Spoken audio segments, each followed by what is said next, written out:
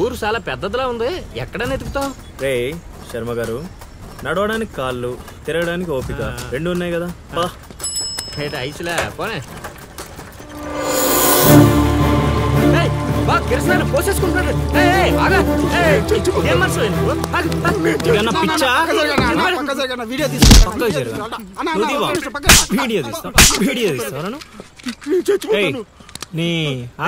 మాట్లాడుతున్నాడు కదా, ఆగలేవా? అసలు నీ ప్రాబ్లం ఏంటి?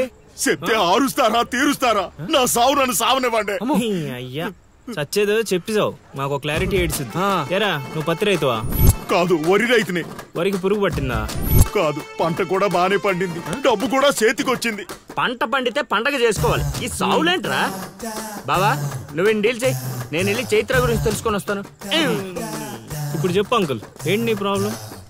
నేను ఇడికాడ అప్పు తీసుకున్నాను. డబ్బులు వచ్చాయన్నావు కదా, ఇచ్చేయి. ఇచ్చేద్దామని నేను అనుకున్నాను, ఆడసలు పుచ్చుకోనే లేదు. ఎందుకు? వడ్డీ ఎక్కువైందా? వడ్డీ వాడు పక్కన ఉంచే, ఆడ అసలే వద్దన్నాడు. మంచిదేగా, డబ్బులు మిగిలాయి. ఏటి మిగిలేది? సిక్కంతా ఇక్కడే ఉంది.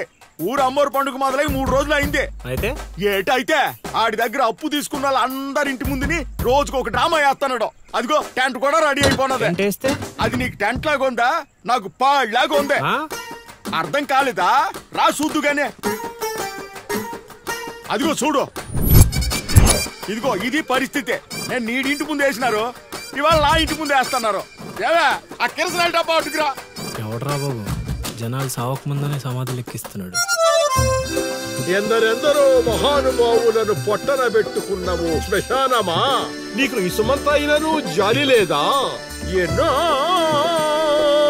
ఏళ్ళు గతించిపోయినవి కానీ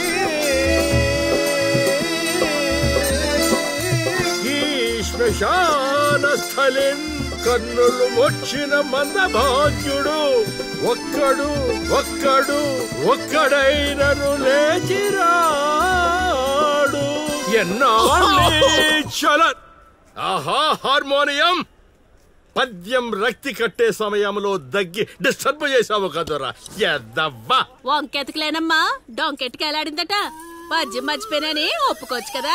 సాంఘిక నాటకాల హీరోయిన్, ఇంత గొప్ప హరిశ్చంద్ర నాటకములో నా పక్క చంద్రమతి వేషమంటే మాటలా, నాకే కౌంటరా? పద్మశ్రీ అయ్యగారు, తాళాల దగ్గర ఇచ్చమంటారా? టైం కాదురా, నే చెప్తాగా. ముందా మంచినీళ్లు, గొంతు శృతి చేసుకోవాలి. గురుగారు, యాదవ సేతురం కాకపోతే రిహార్సల్స్ కూడా ఈ గెటప్లేంటండి? ఒరే హార్మోనిస్టు, వేషం పడకపోతే పద్యానికి గొంతు పెగలదురా. మొదలెట్టండి.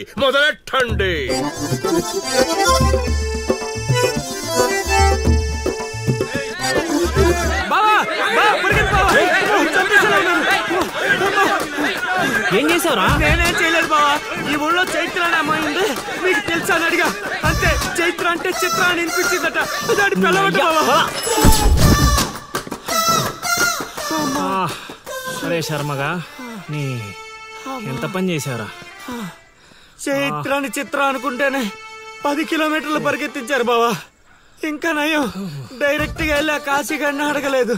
కూర్చోబడిపోతుంది బావా. చైత్రని వెతికే రూట్ ఇది కాదురా. మరేంటో తమరే చెప్పండి బాబు.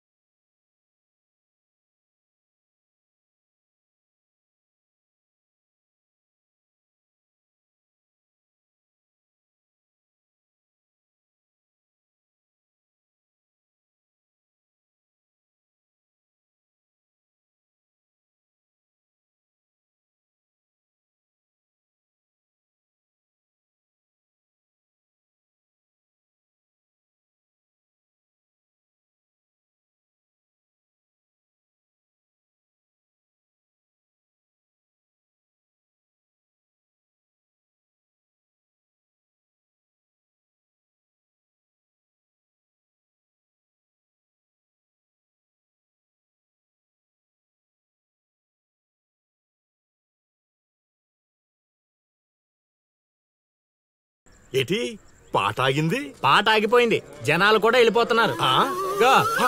అలా కొయ్యిలా నిలబడపోతే 10 రూపాయలు ధర్మం చేయొచ్చు కదా. హతవిధి కళాకారుడు యాచించుటయా?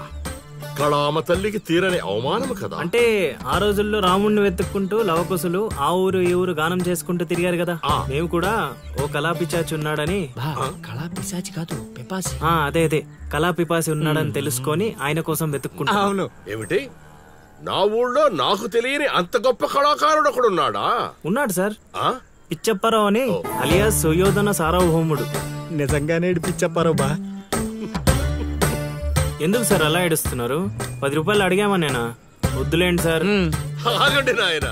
మీరేటండి, అసలే మాకు టైం లేదు, పక్క వీధికి వెళ్ళి అడుక్కోవాలి. నీకు అవసరం లేదు నాయనా. ఈ రోజు మొత్తం కలెక్షన్ మీరే ఇచ్చేస్తారా? కాదు నాయన, మీరు వెతుకుతున్న ఆ పిచ్చి అప్పారావు అలియా సుయోధన సార్వభౌముడిని నేనే నాయన.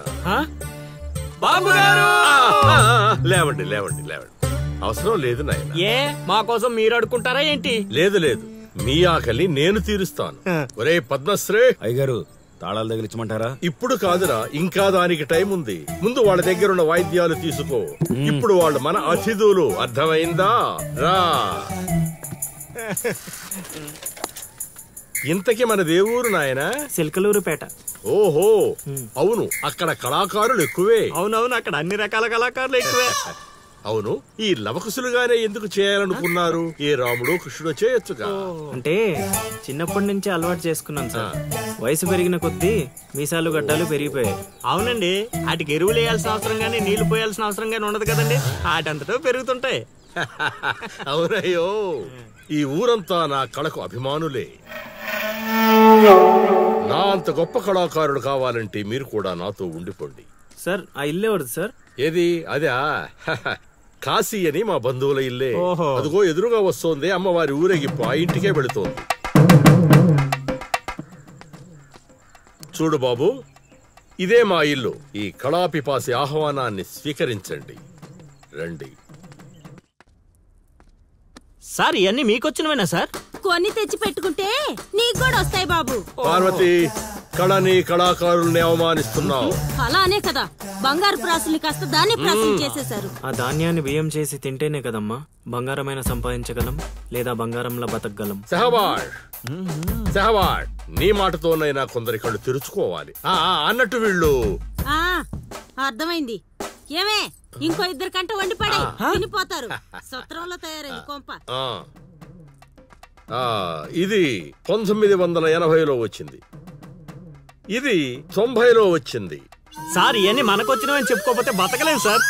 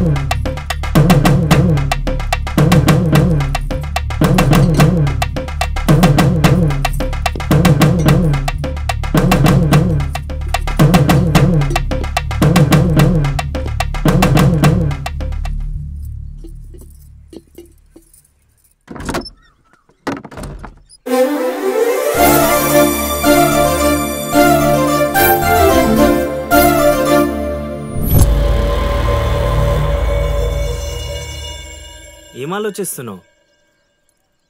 వెళ్ళిపోదాం పద ఇక్కడి నుంచి. ఎక్కడికి? మన ఊరికి. నాకే ఊరు లేదు. మా అమ్మ నాన్న చనిపోయి చాలా కాలమైంది. నేను ఒంటరి. అయినా నన్ను రమ్మడానికి నువ్వెవరు?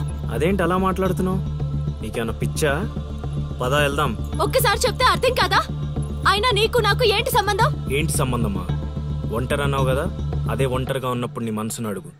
నేను నిన్నెంత ప్రేమిస్తున్నానో నువ్వు నన్ను అంతే ప్రేమిస్తున్నావు అని అదే చెప్తుంది. నేను నీకు చెప్పానా?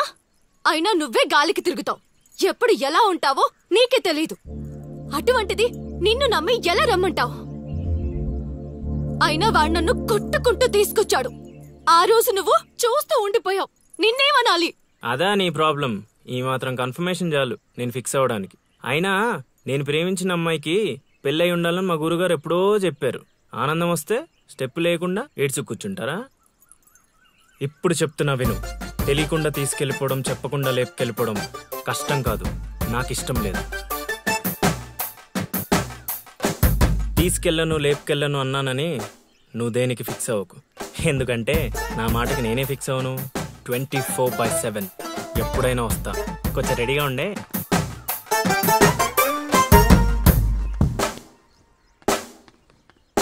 రే కాశీ, ఇంట్లో దేవుడున్నాడు. ఈ 10 రోజులు పద్ధతిగా ఉండమని చెప్పా నీకు.